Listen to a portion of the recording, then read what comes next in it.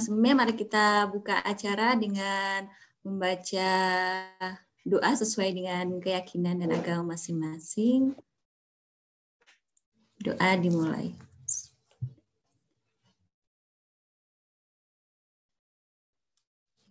Doa selesai. Nah, sebelumnya perkenalkan saya Saida Nurjani yang akan memandu Bapak Ibu dalam acara webinar usia berapa minat bakat anak terlihat.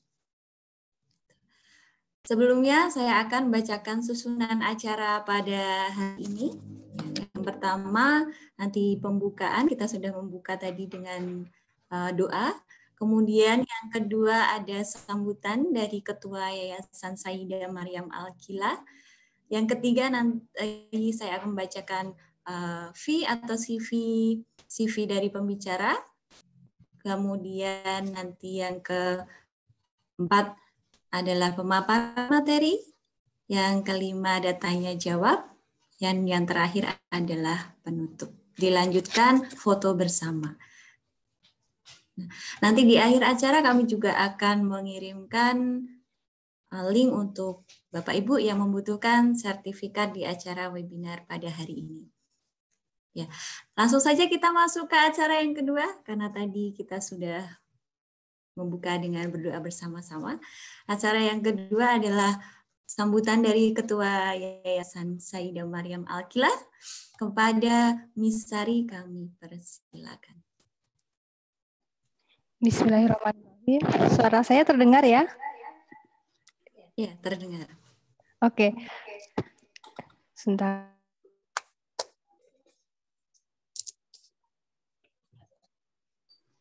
Oke, bismillahirrahmanirrahim. Assalamualaikum warahmatullahi wabarakatuh. Alhamdulillahirabbil alamin wassalatu wassalamu ala isyrofil anbiya'i wal mursalin wa ala alihi washabihi ajmain. Rabbis rohli sodri wa yassirli amri wahlul 'uqdatam min lisani yafqahu qouli. Nah, perkenalkan nih. Pertama-tama saya ingin memperkenalkan diri. Terima kasih semuanya. Terima kasih Miss Uut. Saya manggilnya Miss Uut ya. Yeah. Terima kasih Miss Uut atas kesediaan waktunya dan juga teman-teman para pencari ilmu di acara webinar kami Yayasan Sayyidah Maryam Al-Qila. Sebelumnya izinkan saya memperkenalkan diri. Nama saya Sari. Saya di sini mewakili teman-teman satu tim untuk menyambut pembicara dan juga teman-teman yang ingin berbagi ilmu dan mencari ilmu di acara webinar Sayyidah Maryam Al-Qila Foundation. Yeah. Sebelumnya saya mau mengucapkan sekali lagi nih terima kasih buat Miss Uut yang jauh-jauh dari Purwokerto, Wah, ini lintas provinsi, kabupaten. Provinsi. Ya, untuk berbagi ilmu dan semoga juga teman-teman di sini bisa mengambil ilmu dari Miss Uut sebanyak-banyaknya begitu. Nah, saya ingin sedikit cerita mengenai yayasan kami. Yayasan kami ini masih sangat baru, masih sangat baby.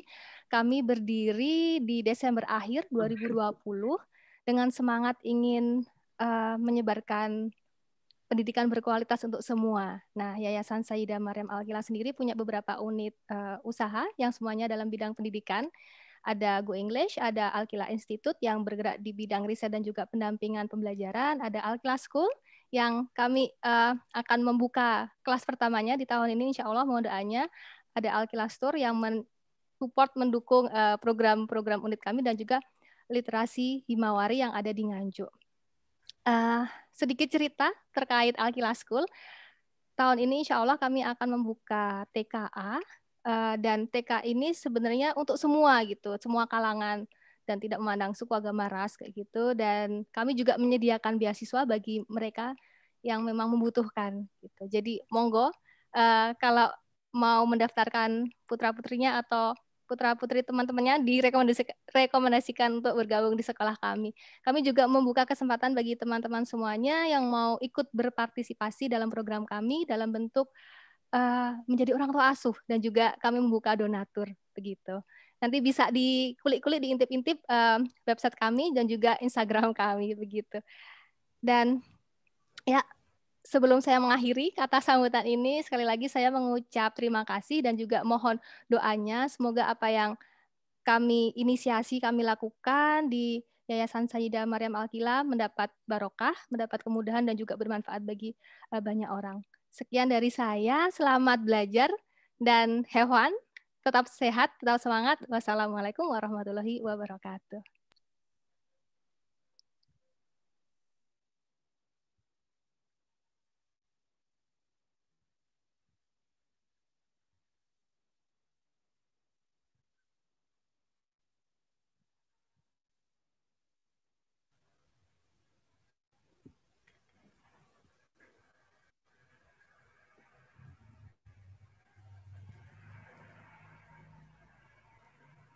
Waalaikumsalam.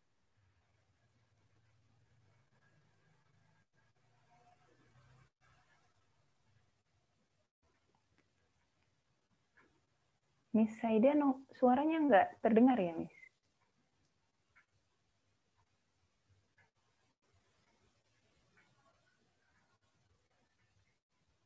Belum.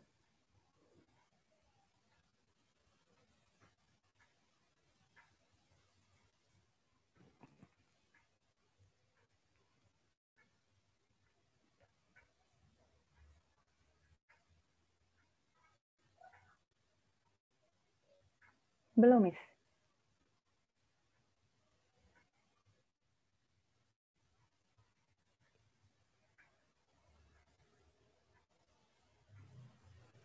Belum terdengar.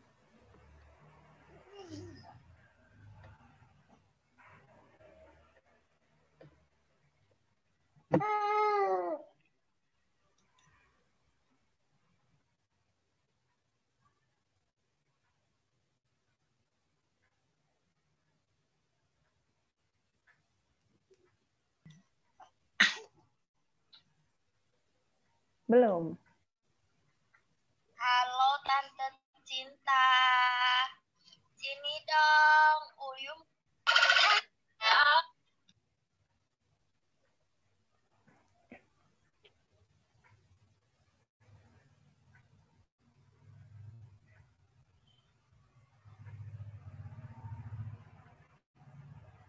Belum, Miss.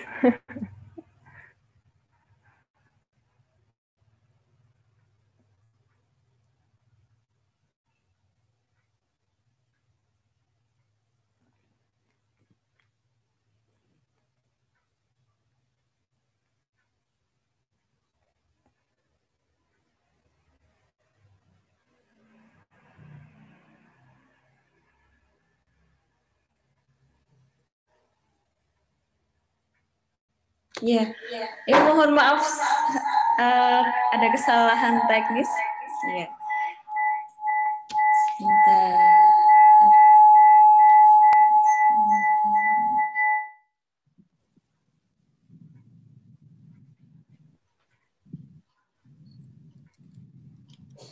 Nah, yang dari tadi penasaran siapa Miss Uut? Nah, Miss Uut adalah pembicara kita pada pagi hari ini. Beliau bernama lengkap Diah Utari Medianingrum MPSI Psikolog. Nah, biasa ya dipanggil Miss Uut. Beliau telah menempuh pendidikan di Magister Psikologi Profesi UGM dan di Fakultas Psikologi Universitas Diponegoro.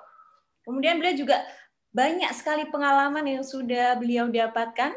Nah, yang pertama ada di Biro Psikologi Detection IONS International Education dari 2017 sampai sekarang. Nah, kemudian yang kedua di ECC-upgrade.id dari 2019 sampai sekarang juga. Kemudian di LPP Agro Yogyakarta dari tahun 2020 sampai tahun ini dan sampai sekarang. Nah, kemudian pernah juga di SMA Budi Mulia 2 Yogyakarta dari tahun 2019 sampai tahun 2020.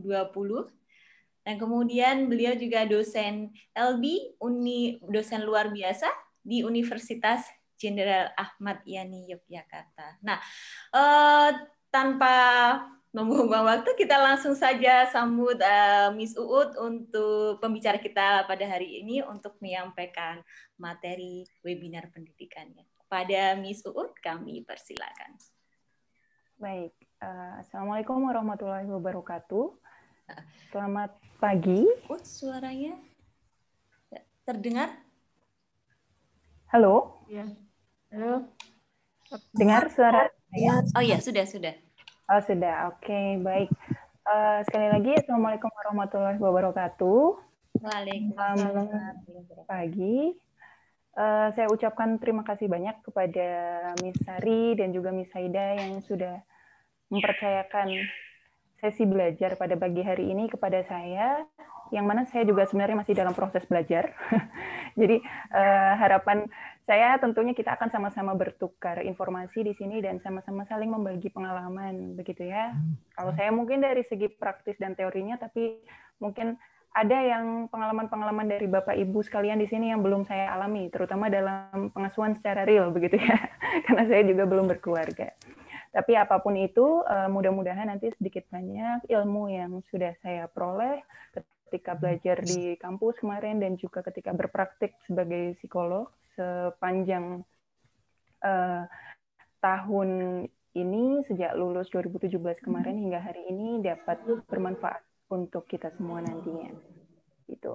Dan saya mungkin boleh menyapa sebentar, Miss. Sepertinya tadi ada wajah yang familiar, ada Miss Dimar ya. Iya, boleh disapa, Miss. Assalamualaikum Miss Dimar, semoga sehat selalu. Saya belum sempat ke sekolah lagi, mudah-mudahan kapan-kapan pas main ke Purwokerto bisa berkunjung lagi ke Budi Mulia. Begitu. Ya. Untuk selanjutnya mungkin kita masuk ke materi dulu ya, Miss, agar proses belajarnya bisa berjalan dulu. Monggo untuk materinya dari Miss Saida atau dari saya? Dari Miss Uut, tidak apa-apa. Saya coba dulu ya, Miss ya. Iya.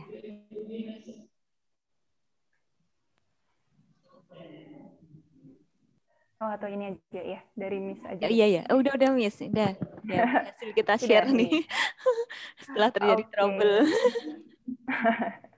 Oke, nggak apa-apa ya Miss. Ini karena project pertama, mudah-mudahan nanti event-event nggak selanjutnya lancar, tidak ada trouble-trouble lagi. Iya, amin. Baik, Bapak Ibu sekalian, di sini saya akan membawakan materi yang memang kemarin sudah dimintakan khusus oleh Miss Hari dan juga tim berkaitan dengan minat dan bakat anak ya. Kalau di judul flyernya kemarin, pada usia berapa minat dan bakat anak ini bisa diketahui begitu. Tapi sejujurnya kalau kita bicara tentang minat dan bakat itu kan tidak sebaiknya tidak sesempit itu hanya berkaitan dengan pada usia berapa saja, tapi ada banyak hal yang sebenarnya kita ketahui. Ini tidak hanya diketahui pada usia berapa, tapi sebelum-sebelumnya bisa kita antisipasi dan kita stimulasi supaya ketika sudah waktunya nanti bisa kita ketahui dengan lebih presisi lagi tentang minat dan bakat di area mana yang bisa anak kembangkan. Jadi judul PowerPoint-nya pada pagi hari ini lebih ke mengeksplorasi minat dan bakat anak sejak usia dini. Karena memang sejak anak lahir hingga dia bisa dites minat dan bakatnya, ini memang sebetulnya sudah mulai bisa kita lihat minatnya ke arah mana, bakatnya di area mana. Nah, sebelum ke itu, mungkin kita masuk ke definisi atau pengertian dasarnya dari minat dan bakat itu. Next, Miss. Oke, baik. Nah, agak terpotong ya ini slide-nya. Baik, untuk minat dan bakat secara harfiah itu minat ya apa yang anak sukai, bakat apa yang anak punyai, sederhananya seperti itu. Nah, kalau menurut KBBI itu sendiri minat ya kecenderungan hati yang tinggi terhadap sesuatu. Apa yang kita sukai. Tidak hanya pada anak usia dini ya, kita orang dewasa juga punya minat-minat tertentu. Jadi minat ya memang apa yang akan terus kita alami dan kita temui sepanjang hayat begitu. Nah, minat ini kecenderungan hati yang tinggi terhadap sesuatu. Sedangkan bakat itu karena tadi pengertian sederhananya adalah apa yang anak punyai. Jadi memang hal-hal yang memang sudah terberi oleh Tuhan, memang sudah diberikan kepada anak ini sedari dia dikonsepsi hingga lahir dan dewasa. Bakat ini bisa berupa kepandaian, sifat, atau pembawaan ya. Pembawaan di sini bisa cenderung ke arah trait atau kepribadian anak yang dibawa sejak lahirnya. Karena ini adalah bawaan dari lahir, maka ya ini harus mengacu kepada bapak ibunya.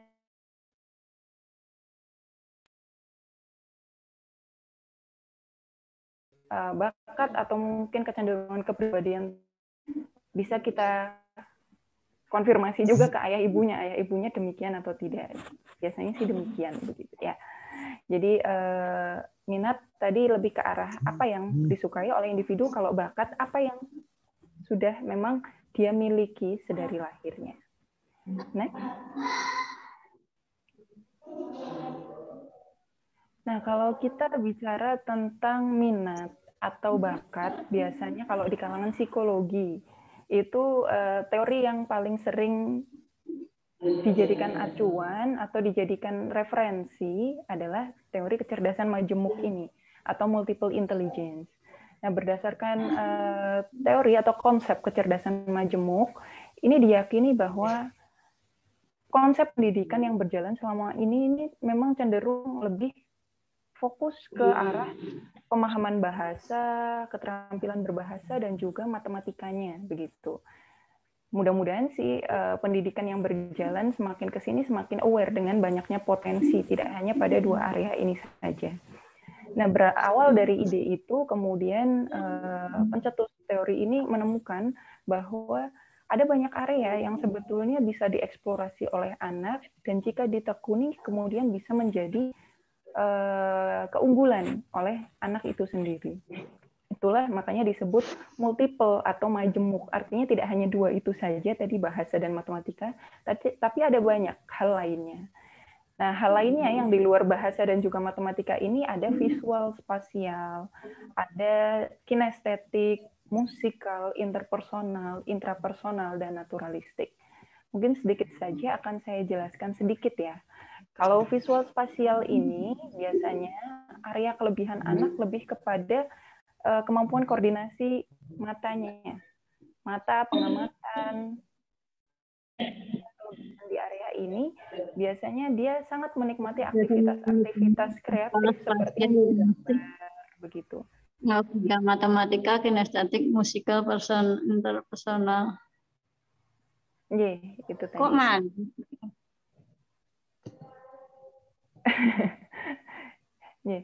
Jadi kurang lebih itu tadi, kalau ini visual spasial begitu. Kemudian kalau linguistik ya tadi berkaitan dengan bahasa.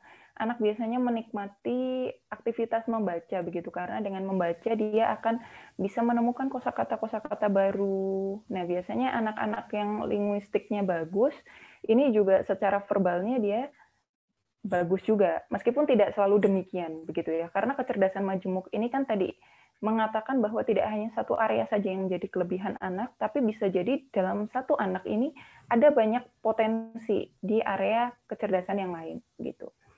Kurang lebih kalau linguistik seperti itu berkaitan dengan bahasa. Dia cepat menyerap informasi yang berupa bahasa, secara verbalnya juga biasanya bisa menyampaikan gagasan-gagasannya melalui lisannya gitu. Atau mungkin tertulis juga bisa.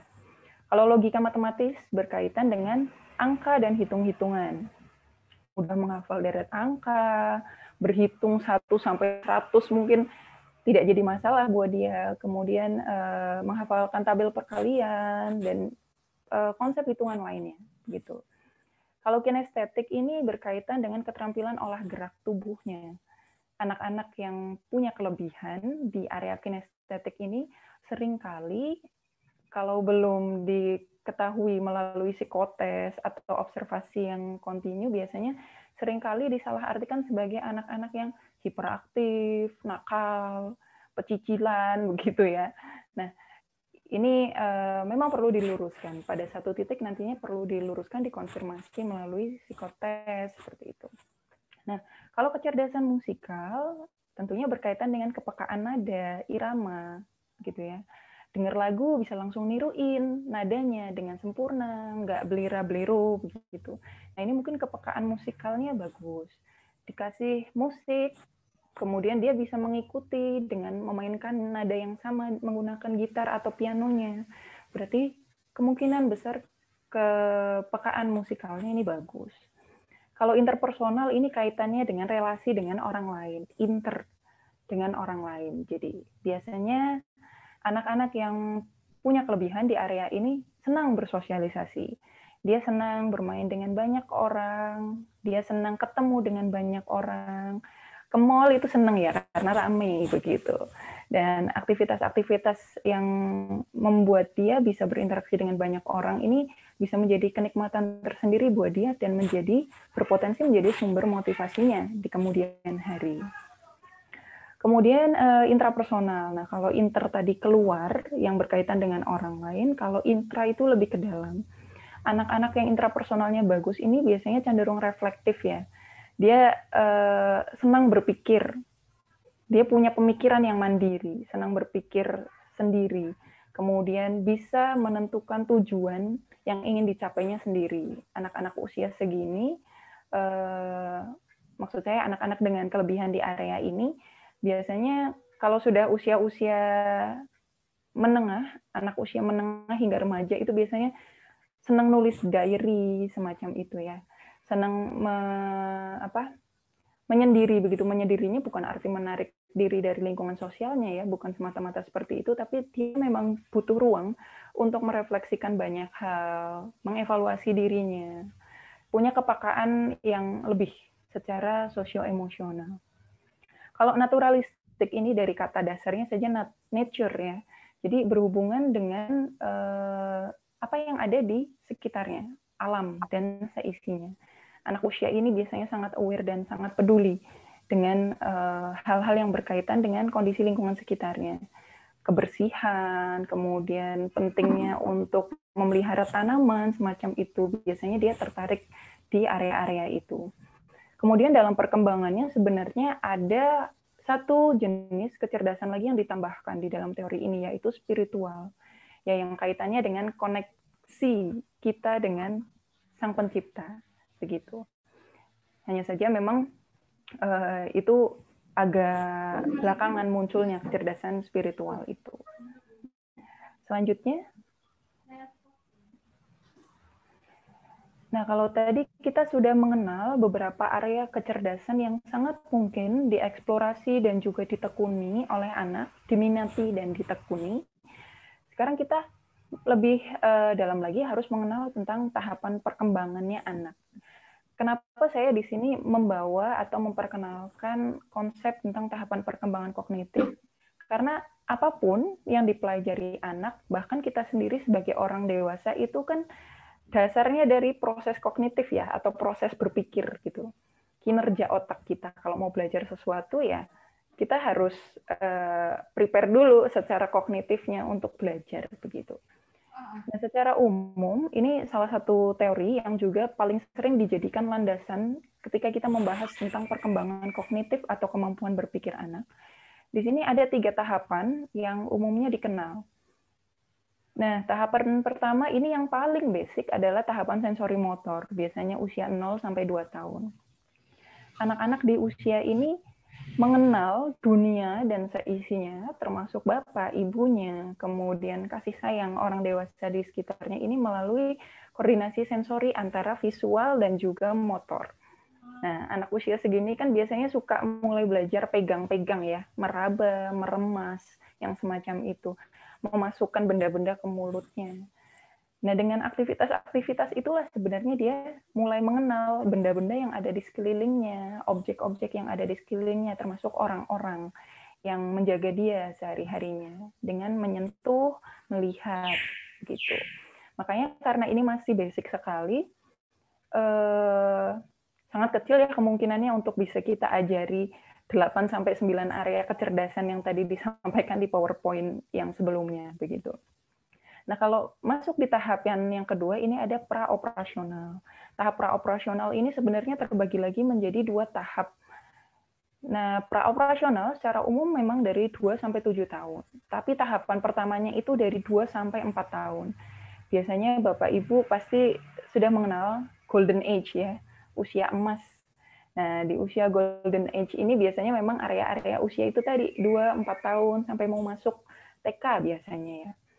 Nah, di tahapan yang pertama itu biasanya kemampuan kognitifnya yang terbentuk itu adalah baru sebatas pemikiran simbolik.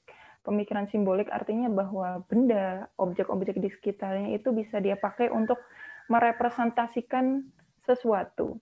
Kalau saya marah, saya lempar barang ini, yaitu tandanya marah. Tapi secara kognitif dia belum bisa memahami lebih jauh bahwa kenapa harus pakai melempar? Kenapa harus barang itu juga yang dilempar? Jadi anak belum sampai konsep berpikirnya sampai sejauh itu. Yang penting yang dia tahu adalah bahwa benda-benda atau objek di sekitarnya itu bisa merepresentasikan dirinya.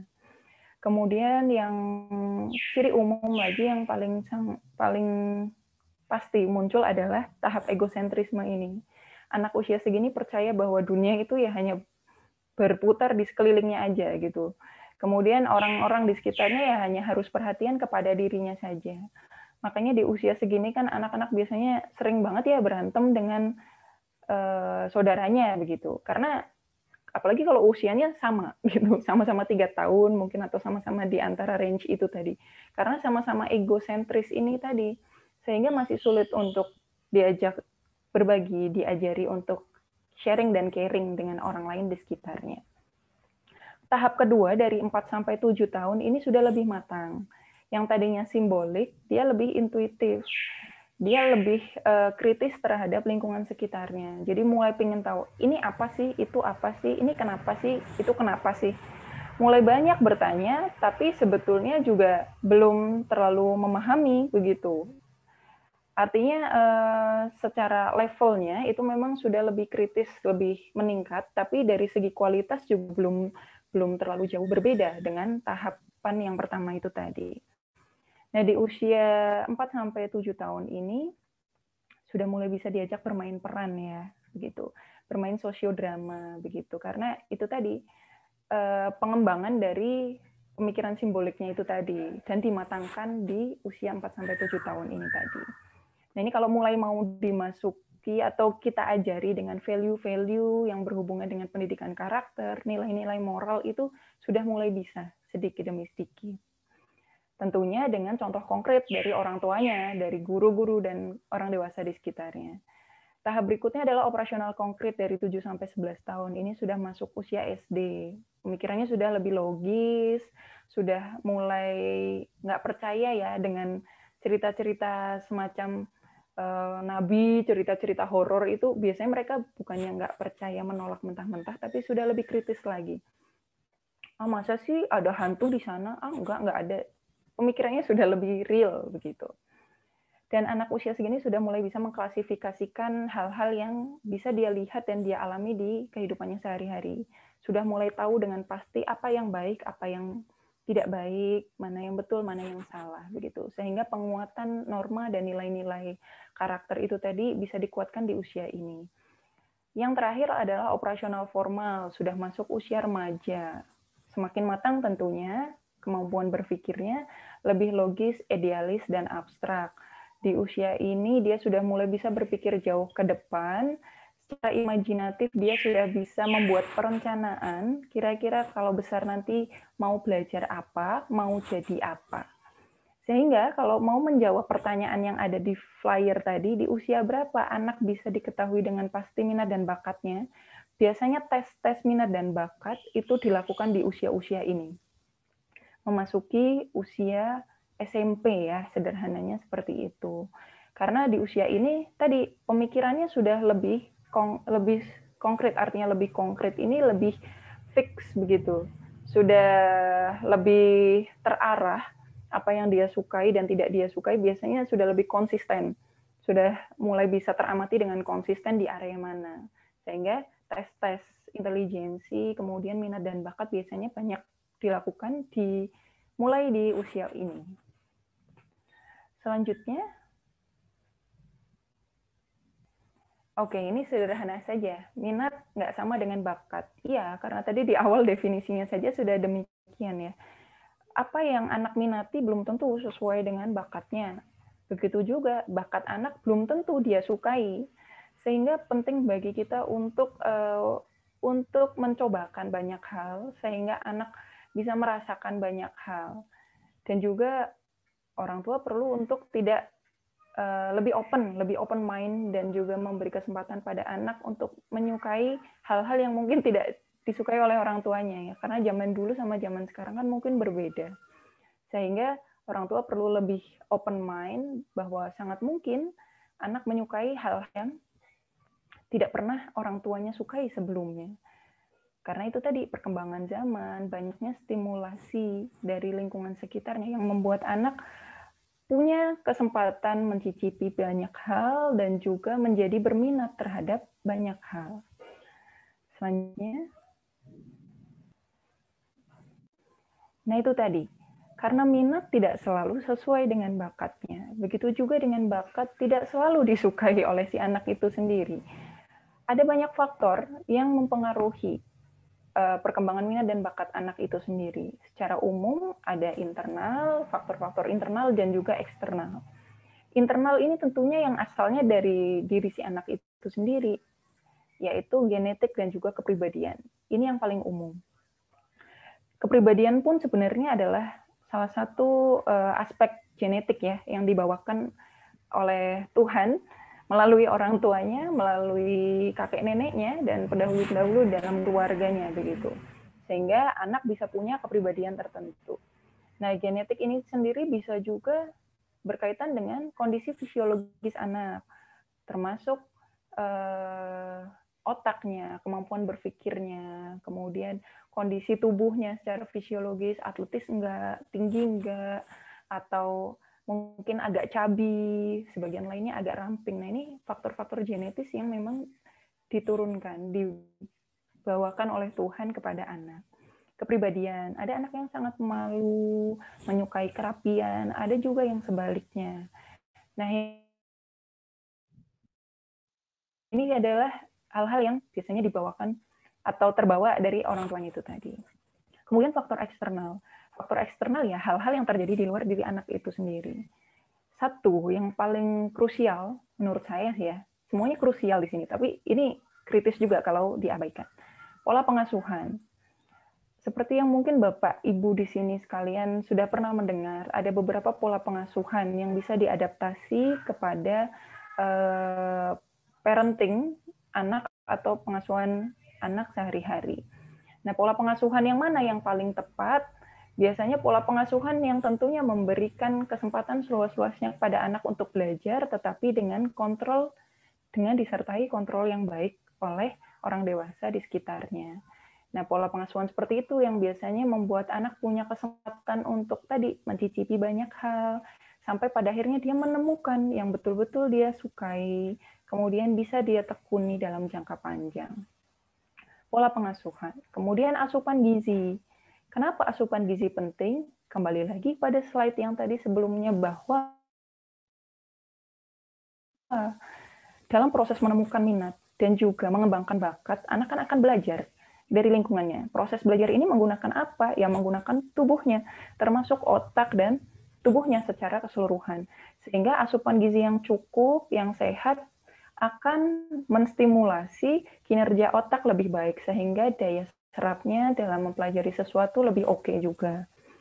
Jangan dikasih junk food terus. Ya. Banyak riset dan juga banyak artikel sudah menyampaikan bahwa junk food bukan makanan yang sehat. Judulnya saja sudah junk, ya, junk food. Makanan sampah begitu. Tapi untuk cemil-cemil sebenarnya boleh. Hanya saja jangan terlalu sering. Apalagi sampai menjadi makanan pokok, karena itu tidak mencukupi kebutuhan gizi anak. Kemudian yang berikutnya adalah stimulasi. Stimulasi ini penting karena stimulasi yang tepat akan membantu anak tadi lebih tepat menemukan minatnya, kemudian menentukan sasaran area mana yang akan dikembangkan. Seperti itu. Selanjutnya. Nah, kemudian bagaimana caranya supaya kita bisa mengeksplorasi minat dan juga bakat anak? Ada banyak hal yang bisa kita lakukan. Yang paling sederhana dan bisa dilakukan di rumah tentunya beberapa hal. Dua hal yang paling atas ini ya. Pada ini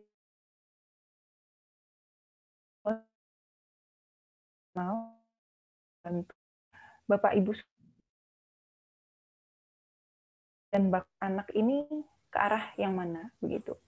Kalau memang biasanya begini kondisinya, orang tua itu sudah punya preferensi, biasanya gitu. Ada orang tua yang suka olahraga, dulunya atlet zaman mudanya. Nah, dia kepingin anaknya menekuni olahraga juga. Ya kalau memang demikian, berilah stimulus. Gimana caranya? Bisa diajak ke GOR misalkan, ke gelanggang olahraga, mungkin ke GSP bisa ya Bapak Ibu yang dekat UGM begitu, hari Minggu untuk lari-larian di sana, melihat orang-orang berolahraga. Dengan begitu anak melihat contoh-contoh aktivitas olahraga. Kemudian biasanya nanti kalau memang itu sesuai dengan minatnya, dia akan tertarik begitu. Nah, ini jadi stimulusnya semacam itu. Atau mungkin ada orang tua yang tertarik dalam hal linguistik, suka sekali bahasa Inggris. Ya bisa, setiap hari mungkin didengarkan lagu-lagu yang berbahasa Inggris, diajak ngomong bahasa Inggris sedikit demi sedikit, begitu. Jadi stimulasinya itu juga harus continue dari caregiver atau dari orang tua maupun orang yang ikut merawat dia di rumah sehari-hari. Begitu juga dari sekolah. Nah, kalau sekolah ini kan sebetulnya perpanjangan tangan ya. Artinya Bapak Ibu jangan kemudian hanya menyerahkan tugas stimulasi ini ke sekolah saja, tapi di sekolah terus nggak pernah, di rumah nggak pernah ditindaklanjuti. Nah, ini yang bahaya gitu. Jadi baik sekolah yang sudah punya sistem dan metode yang terstruktur, ini kemudian bisa dilanjutkan proses pembelajarannya di rumah dan dikuatkan kembali di rumah oleh Bapak Ibu sekalian. Jadi yang pertama tadi stimulus yang tepat. Kemudian yang kedua adalah melalui observasi, mengamati perilaku anak secara kontinu. Apa sih biasanya aktivitas yang paling sering dia senangi? Ada anak yang kalau diajak menulis, menggambar itu susah sekali. Mungkin dia tidak menikmati aktivitas yang harus membuat dia sit in gitu di meja, kemudian tidak bergerak kemana-mana. Mungkin dia lebih senang memang aktivitas kinestetik itu tadi. Ini perlu bagi orang tua dan juga orang dewasa di sekitarnya untuk lebih aware, mengamati dengan seksama apa aktivitas yang kontinu menarik minat si anak. Dan ini bisa juga berkaitan dengan stimulasi itu tadi, sudah dicobakan banyak aktivitas. Nah, ini tinggal diobservasi saja, mana yang paling konsisten dia senangi. Bisa diobservasi juga dari ekspresi wajahnya, ekspresi gerak tubuh, dan juga suaranya ketika melakukan aktivitas itu. Kalau dia mau melakukan aktivitas itu, tapi secara ekspresif, bahkan dia tidak menunjukkan antusiasme, nah itu jangan dipaksakan juga di kemudian hari agar dia menekuni terus aktivitas tertentu. Yang berikutnya mengetahui kapasitas intelijensi anak. Kembali lagi, proses belajar itu asalnya dari proses kognitif atau proses berpikir tadi, sehingga penting juga bagi kita untuk mengetahui kapasitas intelijensinya. Kapasitas intelijensi biasanya kalau masyarakat umum pahamnya ya hanya skor IQ aja gitu. Padahal ketika kita mengeteskan anak ke psikolog begitu, yang dites itu tidak hanya dapat skor IQ aja loh. Dari tes intelijensi itu orang tua bisa tahu sebenarnya di area mana yang dominan di anak. Area mana kelebihan atau keterampilan yang dominan di anak, matematikanya kah, bahasanya kah, problem solving-nya kah, begitu. Jadi kalau misalkan dari sekolah mungkin atau secara mandiri Bapak Ibu mengajak, jangan langsung pulang ya, habis terima laporan terus lihat, IQ-nya 125 ternyata. Udah terus tenang pulang, berarti anak saya jenius gitu. Oke, skor IQ itu tinggi memang bisa menandakan kecerdasan yang unggul. pada anak, tapi penting bagi kita juga untuk memperhatikan pada aspek mana dia dominan, sehingga lebih mudah diarahkan nanti ketika lebih besar, dia akan menekuni bidang yang mana, kemudian nanti di SMA itu mulai bisa diprediksi begitu. Kira-kira dia akan di IPA atau IPS dengan kemampuan intelijensinya itu tadi. Dan kalau kita ngeteskan anak untuk tes kecerdasan atau intelijensi ini biasanya tadi di awal ya Miss Aida pernah tanya akan dapat apa sih begitu, sebenarnya dites juga kepribadiannya atau mungkin kalau usia dini tuh ya kesiapan sekolahnya. Nah itu jadi kalau memang Bapak Ibu berkenan, berminat, itu bisa datang ke psikolog untuk mengetahui potensi anak ini tadi. Tidak hanya intelijensinya, tapi aspek-aspek lainnya. Kemudian yang berikutnya tadi, memberi kesempatan untuk tampil. Kan tadi sudah kita beri stimulasi ya, banyak aktivitas. Bahkan mulai ada orang tua yang ngeleskan anaknya atau menyekolahkan anaknya di sekolah persiapan, itu sejak usia 3 tahun atau 4 tahun sebelum masuk TK begitu. Nah, karena sudah diberi kesempatan untuk belajar itu tadi melalui les atau belajar mandiri atau hanya belajar di sekolah, coba tawarkan kepada putra-putri ini untuk tampil misalkan. Mau nggak besok ulang tahun sekolah, adik nyanyi begitu. Nah, itu kan bisa dikoordinasikan dengan gurunya. Kalau ternyata dia mau dan secara konsisten dia menikmati aktivitas itu, mungkin ini adalah minatnya. Dan kalau hasilnya bagus, mudah dipoles, mudah kita asah lagi menjadi keterampilan yang lebih oke, bisa jadi itu memang bakatnya di situ. Jadi nanti tinggal kita kembangkan lebih lanjut, siapa tahu bisa menghasilkan prestasi buat dia. Kemudian setelah melakukan semua hal di atas tadi, yang paling terakhir tapi juga paling penting ini adalah memberi apresiasi yang cukup, begitu ya. Ada sebagian orang tua yang kalau anaknya tidak berhasil ini malah diomeli gitu. Gitu aja nggak bisa. Salim sama mbah aja malu gitu. Nah, ini apalagi yang menyangkut aspek-aspek kepribadian anak ya, itu sangat sensitif. Sebetulnya kan direkam oleh anak sedari dia kecil hingga dia dewasanya. Jadi kalau ada anak yang pemalu, kita harus tetap apresiasi usahanya untuk mendekat kepada orang yang dituju, untuk salim, untuk kenalan. Meskipun masih malu-malu banget ya, kayaknya tuh bikin gemes, agak gemes-gemes gimana gitu kalau orang dewasa lihatnya ya. Tapi hal-hal sekecil itu tetap harus kita beri apresiasi yang cukup. Dengan begitu, anak merasa usahanya dihargai, dia merasa tetap dicintai dan juga dihargai tentunya oleh orang dewasa di sekitarnya. Jadi jangan diapresiasi cuma ketika dia berhasil.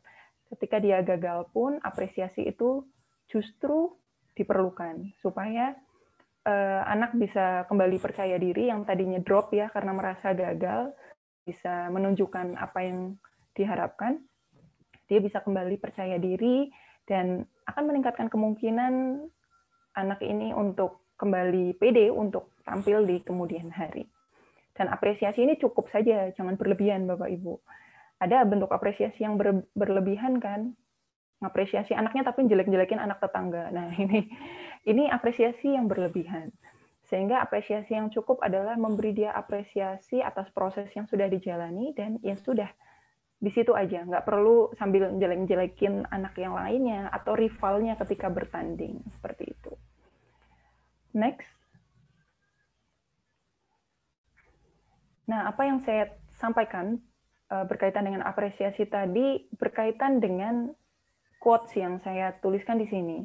Jadi ini apa yang disampaikan oleh seorang pebasket Amerika yang terkenal, yang tentunya banyak juara ya sepanjang karirnya, bahwa untuk menjadi juara atau menjadi unggul dalam bidang tertentu memang kita butuh talent atau bakat. Apakah kemudian anak yang tidak berbakat nggak bisa jadi juara? Bisa aja. Hanya saja memang butuh proses yang lebih panjang dan usaha yang lebih ekstra. Begitu. Kembali lagi, untuk jadi juara dan unggul kita butuh talent. Tapi untuk menjadi juara yang sesungguhnya, untuk kembali mengulang keberhasilan yang sama atau bahkan lebih baik di kemudian hari, kita butuh karakter. Sehingga tadi, kalau salah satu contoh konkretnya, memberi apresiasi ya cukup saja pada proses yang sudah dilakukan oleh anak, tapi tidak perlu kita menjatuhkan lawannya, begitu ya. Dari sinilah kemudian anak belajar nilai-nilai yang diperlukan bagi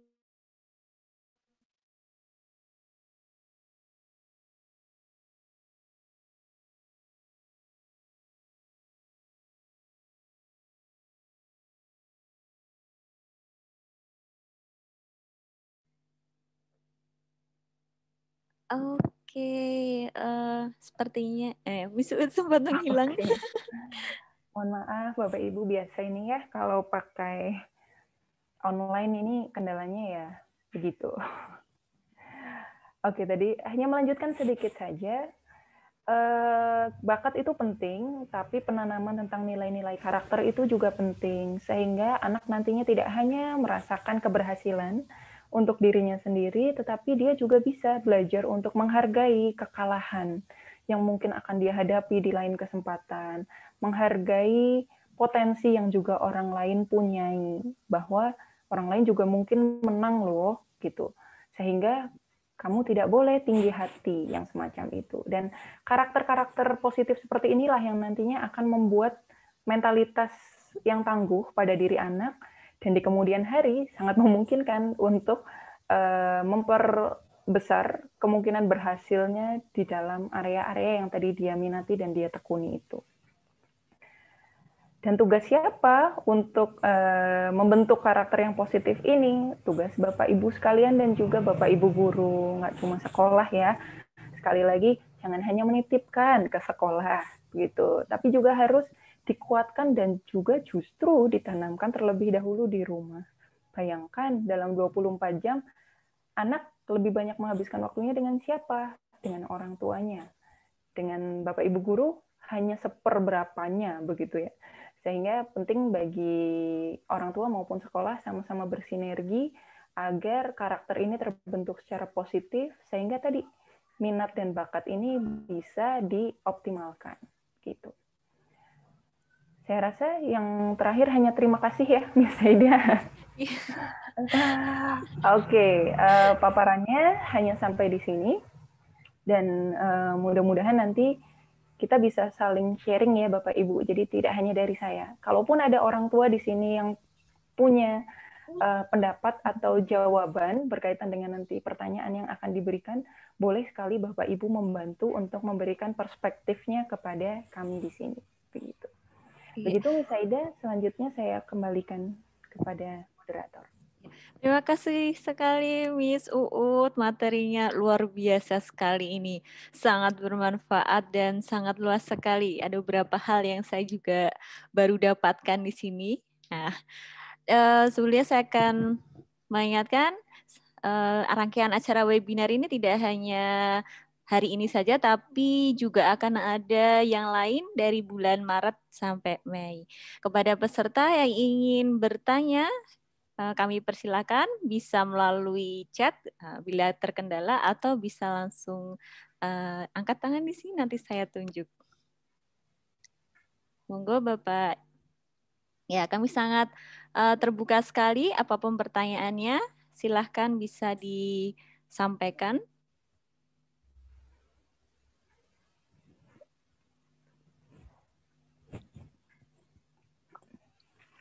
Ya, istilahnya kita open mic. Open mic, ya. Iya. Silahkan Bapak Ibu yang ingin bertanya. Kami tunggu.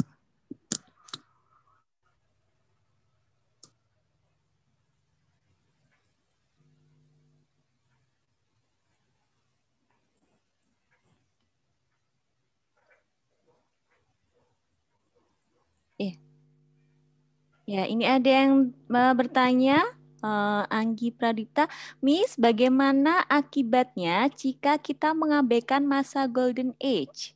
Ya. Oke. Mau langsung dijawab atau ditampung dulu, Miss Aida? Bisa langsung dijawab, Miss Uut, nanti sembari menunggu peserta yang lain yang akan bertanya. Baik. Ya, masa golden age ya. Iya. Tadi sudah saya singgung sedikit, masa golden age itu antara usia-usia 2 tahun sampai kemudian dia akan mulai memasuki masa sekolah di TK ya, sederhananya seperti itu. Memang di usia-usia ini kenapa disebut golden age? Karena perkembangan kognitifnya, fisiknya, dan banyak aspek yang ada di diri anak ini sedang berkembang sangat pesat. Sehingga perlu sekali bagi orang tua ataupun orang dewasa di sekitarnya untuk berhati-hati tentang apapun yang dikatakan, apapun yang dilakukan. Karena otak anak di usia ini seperti spons cuci piring itu loh Bapak Ibu. Jadi apa yang dia lihat itu bisa langsung dia copy saat itu juga. Sebegitu krusialnya. Sehingga bayangkan kalau setiap hari dia lihat hanya mamanya rebahan aja ya. Kira-kira apa yang bisa dipelajari begitu dari orang tuanya melalui aktivitas yang pasif ini begitu. Sehingga memang sangat penting untuk kita berhati-hati begitu. Selain tadi otak anak ini layaknya spons ya. Layaknya spons dan dia sangat mudah mempelajari banyak hal dari lingkungan sekitarnya, sehingga di usia ini, apapun yang terjadi kepada dirinya, secara langsung maupun yang dia lihat, itu akan terekam hingga masa dewasanya nanti. Begitu. Di psikologi, kita biasa menekankan kepada orang tua untuk itu tadi, memang berhati-hati dengan apapun yang dikatakan, dilakukan, terutama yang langsung kepada si anak. Begitu. Pernah dimarahi di usia golden age ini atau diperlakukan secara malfunction di usia ini, itu akan menjadi sumber trauma yang terbawa hingga masa dewasanya nanti.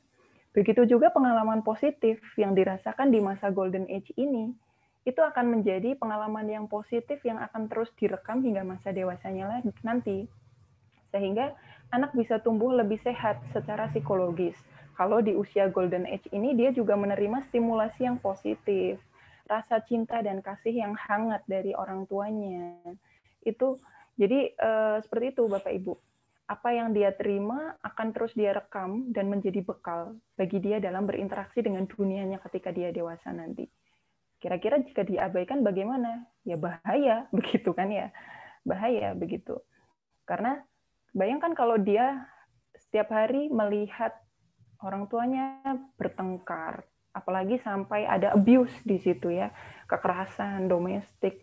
Nah, itu akan di otak anak dan kemudian menimbulkan ketidaknyamanan. Ketika dia dewasa nantinya bisa jadi dia sulit untuk percaya kepada orang-orang dewasa di sekitarnya begitu.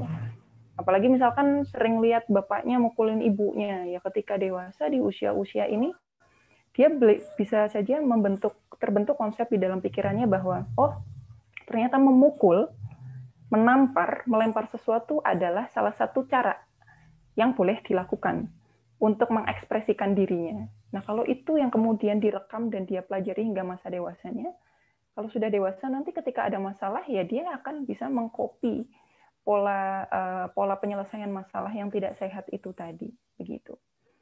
Jadi sederhananya dampaknya memang sangat krusial Bapak Ibu. Apa yang Bapak Ibu tunjukkan dan lakukan ke anak, semakin positif, itu juga akan menguatkan kesehatan psikologis si anak ini hingga dia dewasa nanti. Tapi jika sebaliknya, ya yang tumbuh ya tadi, hal-hal yang negatif juga di dalam diri si anak. Kurang lebih begitu, Miss Saida. Iya. Terima kasih, Miss Uud. Mohon maaf itu tadi pertanyaan dari Safa. Yang kedua, ya ada pertanyaan dari Miss Mira. Nah, yang bertanya, Miss, untuk anak usia 0-2 tahun, apakah yang sebaiknya diajarkan? Lalu stimulasi apa yang tepat seperti apa?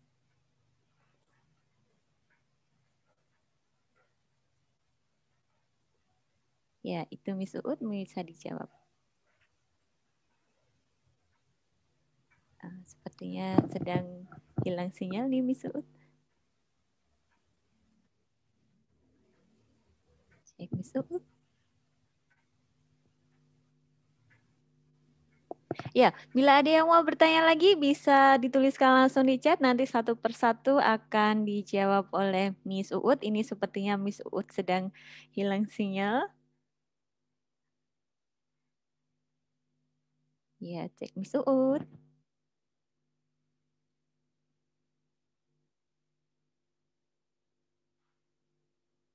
Oke.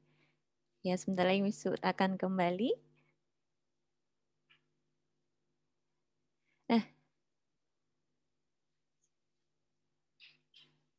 Nah, jangan lupa untuk rangkaian webinar pendidikan dari Yayasan Sayyidah Maryam Al-Qila nanti dari bulan Maret sampai bulan Mei, yang mana rangkaiannya ini masih tentang anak-anak ya, usia dini.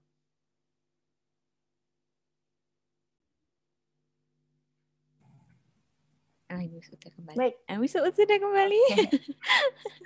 Mohon maaf, agak mendung di sini, jadi koneksinya agak biarpet begitu. Iya, ikut mendung juga. Iya, ikut mendung begitu. Iya. Ya. Pertanyaan yang kedua dari Miss Mira tadi. Oke. Monggo Ya, dari Miss Mira ya. Baik. Iya. Ini Miss Mira BMD bukan ya? Iya. Oke. Halo Miss Mira, akhirnya ketemunya malah di Zoom begini ya. Baik. Oke, Miss Mira. Iya ya, putranya Miss Mira sudah masuk usia ini, sedang berada di usia tahap sensori motor ini tadi. Nah, kalau kita merujuk pada slide di PPT tadi kan perkembangan kognitifnya sedang di tahap yang paling dasar, sensori motor. Dia bisa belajar hanya dengan melalui koordinasi mata dan juga motoriknya saja. Sehingga di usia ini yang perlu diajarkan ya, jangan dulu kita masuk ke tadi deh, nilai-nilai moral yang semacam itu masih anak bahkan belum diajak bicara saja dia belum bisa begitu. Jadi lebih kepada stimulasi motoriknya saja, Miss Mira. Jadi kan banyak ya mainan-mainan untuk dia belajar meraba, kemudian belajar mengenal tekstur semacam itu. Nah, itu saja dulu. Artinya secara motorik anak ini diberi kesempatan untuk bisa menggenggam dengan tidak dengan presisi, tapi dia diberi kesempatan untuk bisa menggenggam, merasakan banyak hal yang ada di sekitarnya, mendengar hal-hal positif, musik-musik yang bisa menstimulasi perkembangan kognitifnya. Kemudian secara visual juga diberikan gambar-gambar yang berwarna, agar indranya terbiasa dengan banyak warna. Nah, yang tidak kalah penting adalah, kalau saya lebih suka memberi anak tidak terlalu banyak mainan, tapi lebih banyak interaksi dengan orang tuanya. Sehingga di sini Miss Mira dan juga Bapak Ibu sekalian yang punya batita, itu lebih banyak berinteraksi saja dengan anak. Selain tadi memberi mainan yang bisa menstimulasi motorik halusnya dan motorik kasarnya, ini metode membaca read aloud itu juga bisa digunakan supaya indera pendengarannya bisa juga berkembang dengan baik, yang kemudian menstimulasi otaknya biar bisa berkembang dengan lebih oke lagi. Metode membaca read aloud mungkin sebagian sudah pernah dengar ya, membaca dengan suara yang nyaring begitu. Jadi nanti kalau lagi waktu santai, Miss Mira lagi nggak tadi sedang tidak diperkenalkan dengan aktivitas motorik, sensori motornya itu, bisa diajak duduk atau mungkin kalau mau bobok dibacakan cerita dengan suara yang nyaring, dengan nada suara yang beragam begitu. Sehingga dia terstimulasi tidak hanya secara audio, tidak hanya secara visual dan juga motorik, tapi audionya juga bisa terstimulasi dengan baik. Intinya lebih kepada stimulasi itu dulu sesuai dengan tahap perkembangan sensori motornya itu dulu. Nanti kalau sudah masuk usia yang lebih dewasa, baru kita stimulasi dengan aktivitas yang lebih konkret lagi. Begitu. Begitu, Miss Mira, Miss Saida. Ya, terima kasih Miss Uut. Selanjutnya ada pertanyaan dari Lailatul Nuzul Safitri. Assalamualaikum Miss, saya mau tanya apakah tes minat bakat berpengaruh pada masa depan seorang anak? Bisakah minat bakat anak dibentuk dengan kebiasaan-kebiasaan yang dilakukan oleh anak dan seringnya anak melihat lingkungan sekitar? Oke, baik. Ya, tadi kalau nggak tertinggal di slide PowerPoint-nya sebenarnya sudah disinggung ya. Tes minat dan bakat ini berpengaruh pada masa depan seorang anak nggak? Bisa, tentu saja berpengaruh. Karena seperti yang tadi sudah saya singgung di awal, bahwa tes minat bakat biasanya kan sudah mulai bisa dilakukan ketika anak masuk usia SMP. Yang mana habis SMP, anak ini nantinya SMA. Nah, di SMA kan sudah mulai penjurusan. Dari sinilah kemudian pengaruh dari tes minat bakat itu mulai bisa dirasakan oleh anak terhadap berkaitan dengan masa depannya itu tadi. Dengan anak diketahui minat dan bakatnya di area mana, orang tua jadi lebih mudah mengarahkan. Anak ini harus masuk IPA atau IPS atau bahasa atau bahkan sekolah seni. Di Jogja ada ya sekolah seni, SMA seni begitu. Nah ini jadi orang tua akan lebih mudah mengarahkan. Selain si anak itu sendiri jadi lebih yakin terhadap minatnya, orang tua jadi juga jadi lebih mudah tinggal mensupport saja begitu. Selama anak ini tentunya bisa bertanggung jawab dengan pilihannya begitu. Jadi dengan mengetahui tes minat bakat ini, kita bisa lebih cepat tahu di area mana anak ini sungguh-sungguh berminat dan juga sungguh punya potensi.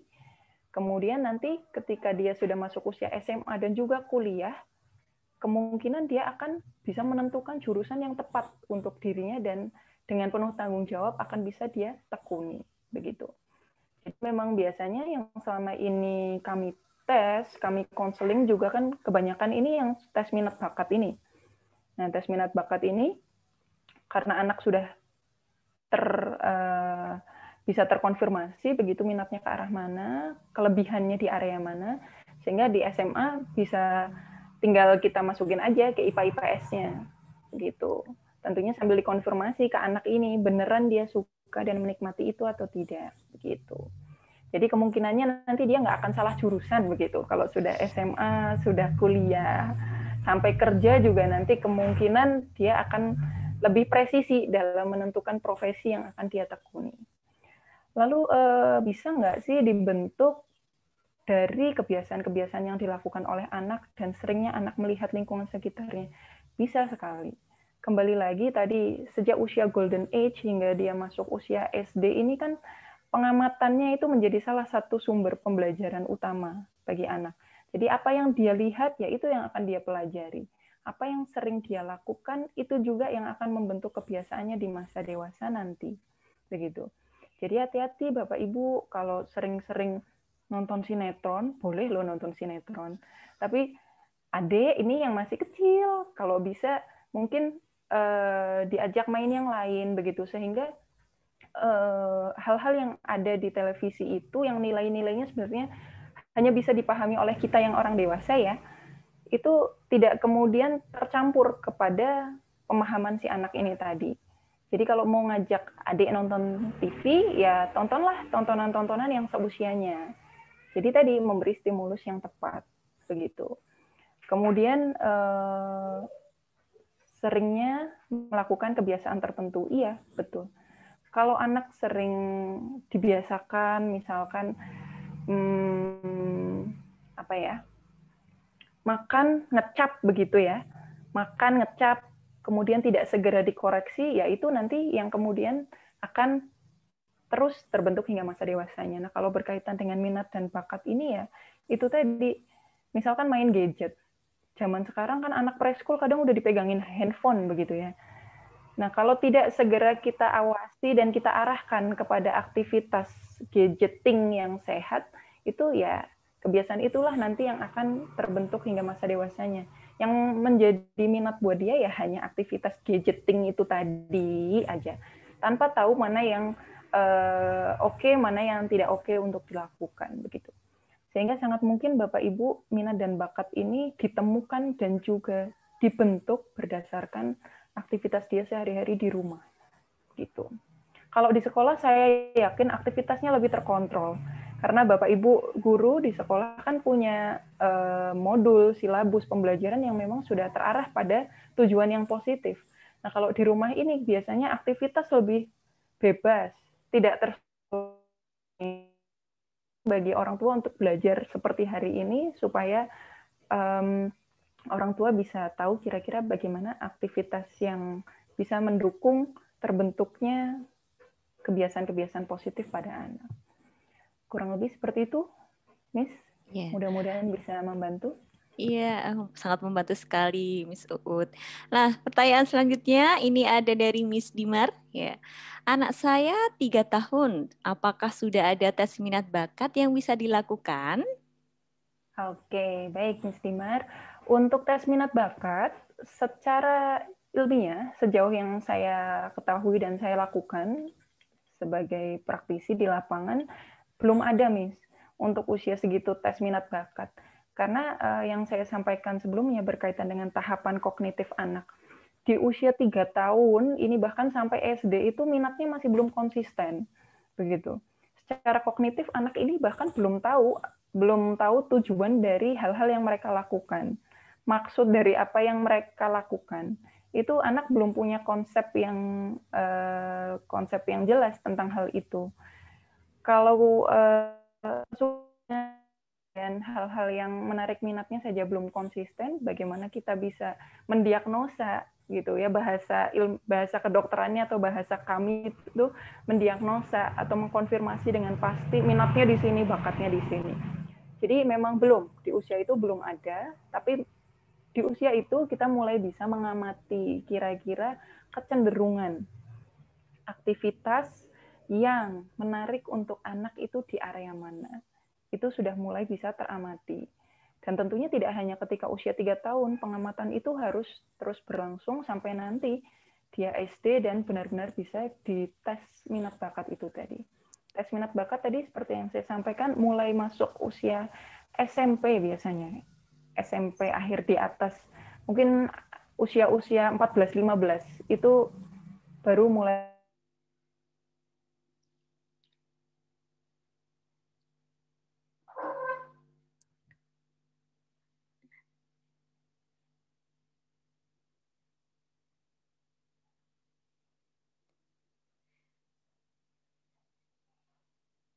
Ya, iya. Jadi minat bakat anak itu kalau menurut Miss Uut tadi dari usia 14 sampai 15 tahun ke atas baru bisa dilakukan tes minat bakat.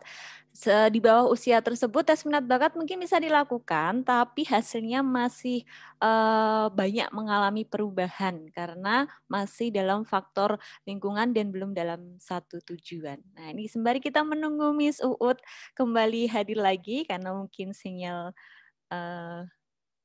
sinyalnya masih mencari-cari. Nah, bagi peserta yang ingin bertanya lagi, dipersilakan untuk bisa menuliskan pertanyaannya di chat Zoom. Kemudian saya beritahukan lagi untuk acara webinar ini tidak hanya hari ini saja, tapi ini rangkaian. Nah, saya kembali lagi ke Miss Uut. Mohon maaf lagi ya. Baik, saya lanjutkan ya.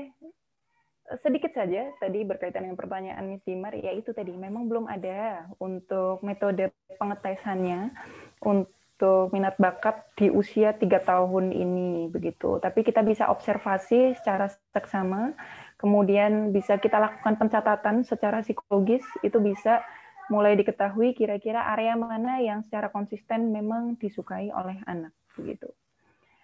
Kemudian pertanyaan selanjutnya ini yang di chat ini ya, Miss? Iya, dari Ibu Jumiati. Karakter apa yang sebaiknya ditumbuhkan pada anak usia 3-4 tahun dan 5-6 tahun? Oke, baik.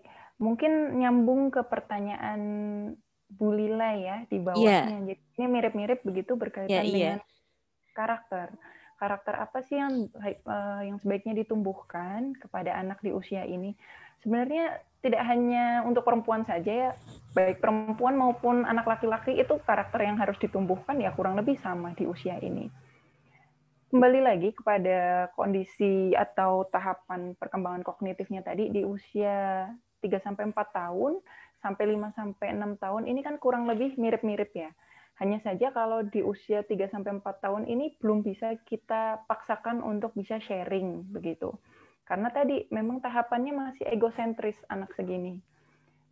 Bukannya kita tidak bisa mengajarkan itu, bisa kok. Kita bisa mulai mengajarkan itu. Tapi dari orang tua juga jangan kemudian berekspektasi terlalu tinggi bahwa anak harus bisa membagi apa yang dia miliki kepada anak lain. Kalau enggak, saya marahin. Nah, jangan seperti itu.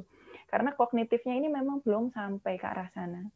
Yang sudah lebih bisa untuk diajari untuk sharing itu memang yang di usia 5-6 tahun ini. Dia sudah mulai lebih kritis dan mulai lebih paham kenapa kok saya harus sharing. Karena kasihan teman yang itu nggak bawa jajan ke sekolah, maka akan lebih enak kalau jajan ini dimakan bersama-sama, maka it's okay kalau saya bagi jajan ini ke teman yang lainnya. Nah, anak usia 5-6 tahun ini udah bisa diajarin seperti itu. Jadi kalau usia 3-4 tahun ini bisa mulai kita ajarkan value-value yang mau kita kuatkan di usia 5-6 tahun ini sebetulnya, Ibu. Sama saja tentang pentingnya berbagi, pentingnya menyayangi yang lebih muda, begitu ya. Kemudian pentingnya menghormati yang lebih tua. Dengan cara apa ya? Kalau ketemu salim, kalau ketemu nuwun sewu, misalnya kalau orang Jawa seperti itu ya. Kemudian kalau habis mukul adiknya harus minta maaf, ngambil mainan nggak bilang bikin nangis anak lain harus minta maaf. Itu di usia 3-4 tahun itu sudah mulai bisa kita perkenalkan itu. Dan nanti kita kuatkan di usia 5-6 tahun. Jadi apakah berbeda jenis karakternya yang harus diperkenalkan di usia 3-4 dan 5-6? Kurang lebih sama. Hanya ekspektasinya saja dari orang tua atau dari pengasuh di sekitarnya yang perlu disesuaikan. Di usia 5-6 tahun kalau nggak mau bagi atau nggak mau minta maaf ke adiknya, mungkin bisa mulai kita disiplinkan. Begitu ya. Kita dudukkan, kita beri pemahaman.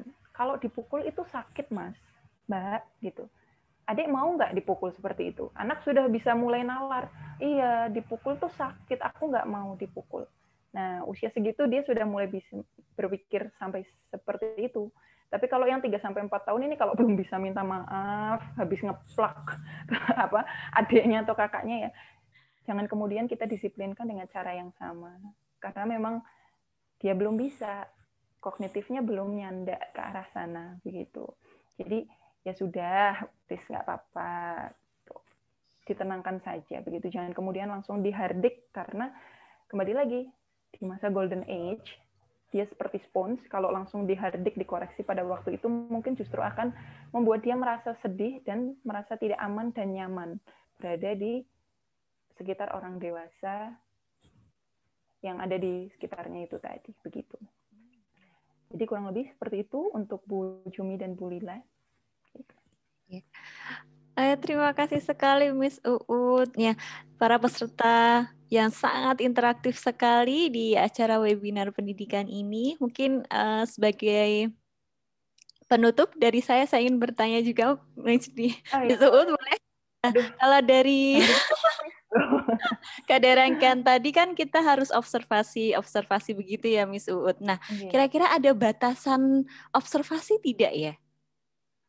Oh, untuk anak? Iya, ada batasan observasi tidak? Ini settingnya di sekolah atau bebas, Miss? Bebas dimanapun. Oke. Kalau batasan observasi, biasanya kalau di sekolah itu kan sekolah punya checklist ya. Saya kurang tahu kalau di Alkila apakah sudah menggunakan itu atau belum, tapi ketika saya praktek dulu di salah satu sekolah TK negeri di Sleman, ada indikator pencapaian yang seharusnya bisa dicapai anak pada usia-usia tertentu, begitu. Nah, indikator pencapaian inilah kemudian yang tadi merujuk kepada tahapan perkembangan anak itu tadi secara kognitif maupun secara motorik. Ini yang kemudian dijadikan acuan dalam pembuatan checklist-nya. Jadi mungkin nanti bisa dicek di webnya Ditjen PAUD ya, mungkin sepertinya ada. Dulu senior ada yang pernah nge-share begitu. Coba nanti dicek, sepertinya ada untuk checklist observasinya itu. Tetapi kalau mungkin secara institusional di TK belum ada observasinya itu berkenan untuk ke psikolog, itu nanti psikolog juga punya checklist yang juga disertai dengan biasanya pengetesan secara tadi intelijensinya dan juga kemampuan motoriknya dan yang lain sebagainya, begitu. Jadi kalau dibilang ada atau tidak, ada batasannya berkaitan dengan tadi tahapan perkembangan masing-masing anak itu. Oke, terima kasih Miss Uut. Miss Uut, tadi ini saya melihat ada satu peserta yang angkat tangan. Ya, ini tadi ada Alfa, ya. Tadi angkat tangan mau memberikan pertanyaan. Ini sebagai pertanyaan yang terakhir untuk Alfa. Boleh masuk? Iya, Mas Alfa kami persilakan. Oke, terima kasih Mbak Moderator. Jadi pertanyaan saya gini Mbak, jadi kemarin saya juga sempat riset terkait dengan multiple intelligence. Nah kebetulan hanya berbeda. Yang pertama itu dikelompokkan berdua kecerdasan terbaiknya. Dan satunya lagi memang benar-benar majmuk satu kelas itu isinya 8 kecerdasan, semua itu dicakup semua. Nah, kira-kira kalau dari Mbak Uut, gimana tanggapannya? Yang baik itu dipisah berdasarkan kecerdasannya, dikelompokkan, atau lebih efektif itu dibaur? Karena ketika saya konfirmasi ke sekolahan yang membaurkan anak-anaknya itu, jadi pembelajarannya itu diikutkan sama gurunya. Jadi gurunya yang harus paham, oh anak ini seperti ini, anak ini seperti ini. Mereka juga harus kenal kecerdasan yang lain seperti itu. Jadi mungkin tanggapan dari Miss Uut seperti apa? Oke, Bapak terima kasih. Terima kasih. Terima kasih atas pertanyaannya. Wah, saya apresiasi nih, Pak. Ini manggilnya Mas Alfa atau Pak Alfa, Miss Aida? Sepertinya ini Mas Faruk, Alfa. Faruk, Mbak. Oh, Mas Faruk ya. Oh, iya. Baik. Ya, terima kasih karena sudah meriset ya, sudah ikut mempelajari tentang topik bahasan kita pada siang hari ini. Ya, kalau menurut saya untuk iklim pembelajaran di Indonesia, kalau mau dipisahkan begitu ya, jadi setiap hari dari pagi hingga siang hari itu dipisahkan berdasarkan area kecerdasan yang dominan begitu, bukannya tidak mungkin, mungkin saja, tapi agak lebih susah ya, karena sistem pendidikan di Indonesia kan juga memang sudah mengacu apa yang sudah disusun oleh Mendikbud begitu. Dan saya rasa sejauh yang saya ketahui mengenai atmosfer atau mungkin metode pembelajaran di sekolah itu diserahkan ke sekolah masing-masing, hanya saja tetap pada panduan yang sudah ditentukan oleh Mendikbud. Agak sulit kalau harus dipisahkan berdasarkan multiple intelligence-nya itu tadi, berdasarkan area-area yang dominan itu saja, karena akan butuh banyak ruang, dan tentu SDM-nya, dari segi pembiayaan juga tidak sedikit, karena idealnya tentu guru-guru harus punya penguasaan yang baik ya terhadap metode pembelajaran anak kinestetik gimana, metode pembelajaran anak yang musikalnya bagus bagaimana begitu. Itu ya seperti itu Mbak. Jadi gurunya juga boleh sedikit menambahi. Jadi memang yang dipisah itu memang gurunya juga diikutkan di MIR-nya, multiple intelligence research-nya yang punyanya Munib Khotib itu, gurunya juga disesuaikan itu. Jadi tidak merubah mata pelajaran, tetap tematik dan lain sebagainya itu. Cuma guru-gurunya menyesuaikan sesuai dengan kelas-kelas yang dipisah seperti itu. Ya memang biayanya lebih sih. Betul. Biayanya dari sekolah lebih, operasionalisasinya orang tua bayar SPP-nya juga jadi lebih mahal begitu. Nah, berkaitan dengan hal itu, saya rasa it's okay Pak, boleh-boleh saja. Artinya tidak masalah sebetulnya dengan metode pembelajaran yang demikian begitu, selama memang tidak meninggalkan esensi dasar pembelajaran yang dituju gitu ya. Webinar ini kok rame. Jadi yang penting materi-materi pelajaran yang baku itu tetap diprioritaskan. Nah, selebihnya kalau mau dikembangkan secara ekstrakurikuler, artinya secara lebih implisit lagi, lebih mendalam lagi berkaitan dengan tadi keunggulan di masing-masing area itu bisa saja. Nah, dua-duanya oke kok Pak sebetulnya. Mau dipisahkan per kelasnya berdasarkan multiple intelligence-nya tadi, berdasarkan area kecerdasan yang dominan, maupun mau di-blended jadi satu juga oke-oke saja. Yang terpenting di sini adalah kesanggupan dari guru dan sekolah untuk memastikan bahwa transfer learning, materi-materi yang baku itu tidak terganggu. Seperti itu. Jadi dua-duanya baik, hanya saja kembali ke sekolahnya, sanggup atau enggaknya dengan metode yang seperti ini. Jangankan dipisahkan berdasarkan multiple intelligence ya, pendidikan inklusi saja yang sudah kita lihat selama ini, yang sudah berjalan selama beberapa tahun terakhir di Indonesia ini ya, untuk mendidik satu anak yang istimewa, dengan banyak anak yang reguler ini saja sudah cukup menantang. Apalagi ini banyak anak yang karakteristiknya berbeda dijadikan satu kelas tadi berdasarkan teori multiple intelligence itu tadi, begitu tentunya akan juga menantang. Sehingga dua-duanya baik, kembali lagi pada kesanggupan sumber daya manusianya untuk bisa mendampingi proses belajar itu. Supaya tidak kemudian hanya fokus pada pengembangan area multiple intelligence-nya saja, tetapi juga harus tetap berimbang, pembelajaran yang baku, sesuai dengan silabus, dan juga modul-modul dari pemerintah ini tetap bisa berjalan dengan baik. Begitu kurang lebih. Ya, begitu Mas Faruk. Mungkin ada yang mau ditanyakan lagi? Cukup Mbak, cukup. Cuma kalau yang di sekolah yang menggabungkan semuanya itu, mereka tidak mau ada beberapa anak yang memang anak berkebutuhan khusus. Cuma karena mereka menerapkan MI, mereka tidak mau bilang kalau itu sekolah inklusi. Karena kalau kita pakai MI, semua anak kan punya kecerdasan. Nah, kayak gitu kalau jawaban kepala sekolahnya. Kalau pakai MI, semua anak punya kecerdasan. Kalau di inklusi, ada anak-anak yang tidak cerdas. Begitu Pak, maksudnya itu bagaimana? Kalau ABK kan stigmanya kan seperti itu Mbak. Jadi kalau ABK kan stigmanya kan memang anak ini kurang normal. Betul. Berkebutuhan khusus itu tadi ya. Betul. Jadi ketika diterapkan sesuai dengan semua kecerdasan karena pakainya MI yang dibuat landasannya, sehingga sekolah itu bilang, oh anak ini pasti punya kecerdasan dari 8 ini gitu. Cuma ya itu tadi, kalau yang digabungkan kan bebannya memang di guru, sama-sama di guru sih. Yang dikelompokkan tadi juga memang harus menyesuaikan strateginya gimana, kayak gitu. Nah, saya juga membingungkan sih. Saya jadi tertarik juga nih Pak. Maksudnya untuk MI Research ini apakah ada modulnya sendiri dari yang Bapak ketahui, J? Apakah ada modulnya sendiri? Kemudian apakah itu juga di bawah naungan dari Kemendikbud begitu atau ini masih ini nih Pak, masih jalan sendiri begitu? Artinya belum secara masih independen, Bu.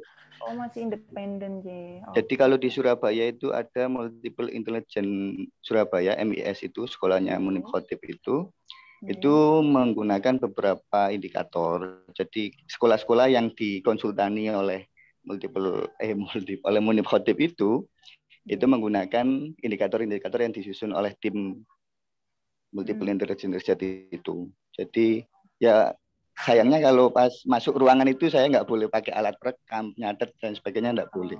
Cuma ditunjukkan, oh tesnya kalau anak kinestetik ini, kalau gambar seperti ini, kalau nanti nyantol sama musik kayak gini, gitu-gitu doang. Ya berdasarkan 8 itu. Yang belum bisa terukur yang spiritual sama moral. Oh, baik. Ya, saya berterima kasih sekali. Ini informasinya dari Bapak, jadi pengetahuan baru juga untuk saya. Saya belum bapak-bapak, Bu. Oh, belum bapak-bapak. Oh, iya, mas-mas. Maaf.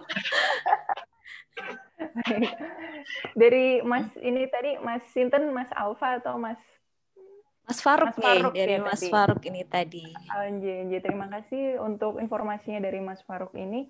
Nanti akan coba saya pelajari juga tentang hal itu. Tapi sejauh yang kami ketahui memang multiple intelligence ini sebetulnya secara ilmiah di ilmu psikologi itu belum ada alat ukurnya yang baku sekali. Yang digunakan hanya khusus untuk mengukur multiple intelligence-nya ini saja. Yang saya ketahui seperti itu belum ada. Sehingga memang masih menjadi perdebatan sekolah-sekolah yang menggunakan pendekatan independen seperti ini. Termasuk dengan fingerprint juga kan katanya basicnya multiple intelligence ya. Nah itu juga secara ilmiah belum ada bukti empiriknya, sehingga kalau kami dari teman-teman psikologi ini belum bisa menyarankan untuk menggunakan metode-metode seperti tadi fingerprint, kemudian metode pendidikan yang berbasis multiple intelligence ya. Kalau dari sudut pandang kami mungkin perlu dikaji dulu efektivitasnya seperti itu. Tapi terima kasih untuk informasinya. Ini jadi referensi juga untuk kami. Gitu. Ya. Terima kasih Miss Uut yang sudah menjawab pertanyaan dari para peserta. Yang terakhir ini tadi juga ilmu pengetahuan baru untuk saya. Saya pernah membaca bukunya, tapi memang belum pernah ke sekolahannya. Dan memang ada 8 multiple intelligence. Tapi saya masih belum secara gamblang juga. Ini menjadi pembelajaran juga untuk saya mencari informasi terkait itu yang lebih mendalam. Terima kasih juga untuk Mas Farouk atas pertanyaannya. Nah, tibalah waktunya kita di penghujung acara. Nah, acara yang terakhir, mari saya mohon pada Bapak Ibu untuk menghidupkan videonya. Kita bisa berfoto bersama untuk mengabadikan foto bersama di acara webinar ini. Mohon untuk menghidupkan videonya.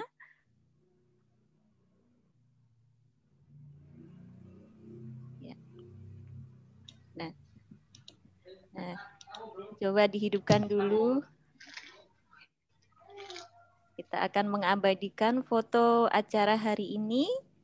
Ya, kita tunggu Miss Manis, Miss Sari Wulandari,